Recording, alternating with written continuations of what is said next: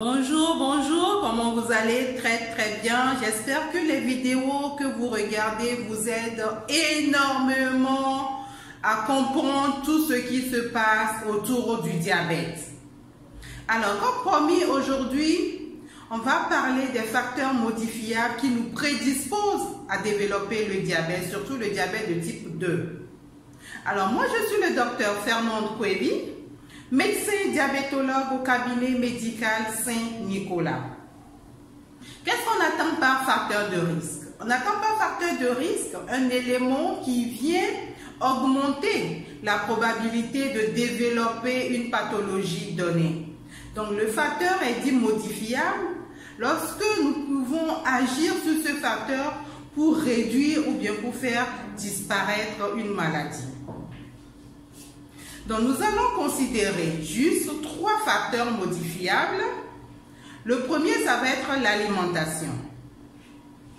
Pourquoi? Parce que lorsque nous n'arrivons pas à manger correctement, à manger bien, nous nous exposons à développer le diabète. Lorsque vous êtes en situation de pléthore énergétique, c'est-à-dire lorsque vos apports caloriques sont plus importants que votre dépense énergétique, autrement, lorsque vos entrées sont supérieures à votre sortie, alors cela vous entraîne à être en une situation de prise de poids. Donc la balance énergétique est donc supérieure et vous expose à une prise de poids.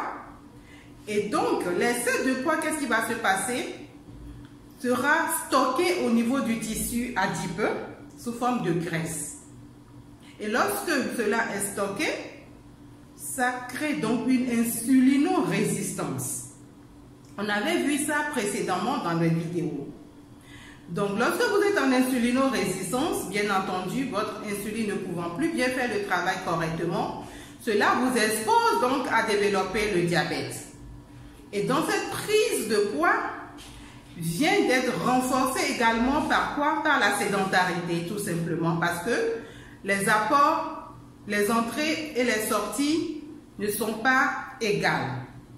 Puisque vous êtes sédentaire, vous ne faites pas d'activité physique normale, vous avez une prise de poids. Donc une insulinorésistance. Donc 2 facteurs qui conduisent à l'insulinorésistance sur lesquels nous pouvons déjà agir. Le 3e facteur qui est très fréquent aujourd'hui, que nous disons avec grande aisance, oh, le stress.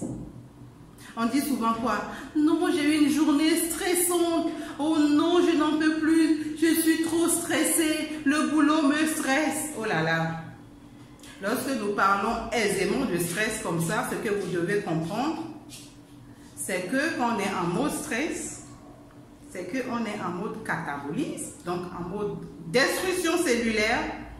Et quand on est en mode destruction cellulaire, ce qui se passe, c'est que notre organisme se met à sécréter un certain nombre d'hormones qui donc nous expose à développer plus tard le diabète. Voilà pourquoi même le stress se retrouve dans beaucoup de maladies. Alors, si vous voulez encore plus de conseils nutritionnels, de suivi nutritionnel, n'oubliez pas de nous contacter via notre numéro WhatsApp, ce qui se fiche en bas de notre vidéogramme.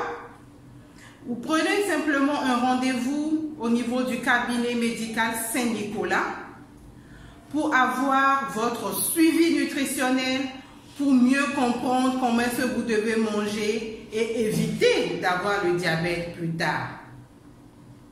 Donc, dans notre épisode qui va venir, nous allons encore mieux vous expliquer comment l'alimentation, à elle seule, nous prédispose beaucoup plus, à plus de 50% dans l'apparition du diabète, surtout le diabète de type 2. Partagez cette vidéo en faisant du bien autour de vous. Je vous remercie.